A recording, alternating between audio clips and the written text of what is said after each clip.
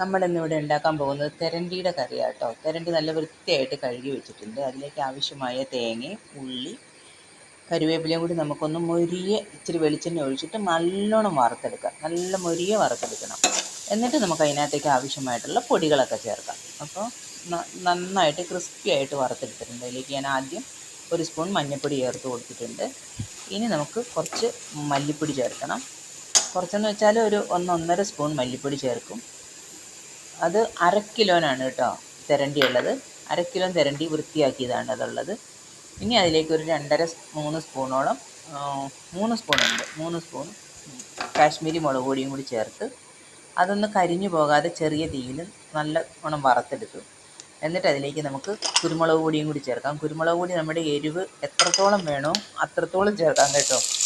അതെന്നിട്ട് നമുക്ക് അരച്ചെടുത്തുകൊണ്ട് വരാം. അപ്പോഴേക്കും നമുക്ക് ചട്ടി അടുപ്പത്ത് വെച്ച് വെളിച്ചെണ്ണ ഒഴിച്ചിട്ടുണ്ട്. അതിൽ ഇഞ്ചിയും കരിയാപ്പിലയും പച്ചമുളകും ചുമന്നുള്ളിയും കൂടി ഒന്ന് മെല്ലെ വഴറ്റിയെടുക്കാം. കുറച്ച് ഉപ്പും കൂടി ഇട്ടിട്ട് അതൊന്ന് മെല്ലെ വഴറ്റിയെടുക്കാം.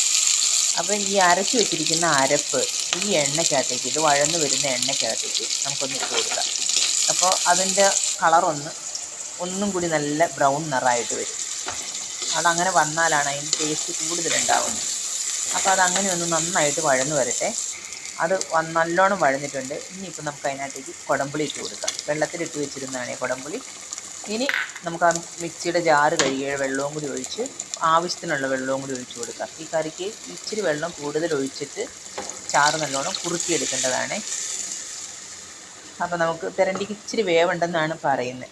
അപ്പോൾ നമുക്ക് അത് വെള്ളം ഒഴിച്ച് കൊടുത്തിട്ടുണ്ട്. വെള്ളം തിളച്ച് കഴിഞ്ഞപ്പോൾ മീനെല്ലാം വൃത്തിയാക്കി വെച്ചിരിക്കുന്ന മീൻ അതിനകത്തേക്ക് ഇട്ട് കൊടുത്ത് നല്ലോണം ചാറ് കുറുകി വരുമ്പോൾ നമുക്ക് ഉള്ളിയും കരിവേപ്പിലയും കൂടി ഒന്ന് ഒന്ന് മൂപ്പിച്ചൊഴിക്കാം. അതോടെ നമ്മുടെ കറി റെഡിയായി. ഉപ്പും പുളി എരിവും നോക്കണം. എരിവ് കുറവാണെങ്കിൽ കുറച്ച് കുരുമുളക് പൊടിയും കൂടി ഇതിൻ്റെ മുകളിൽ ചേർത്ത് കൊടുക്കാവുന്നതേ ഉള്ളൂ. ഓക്കെ.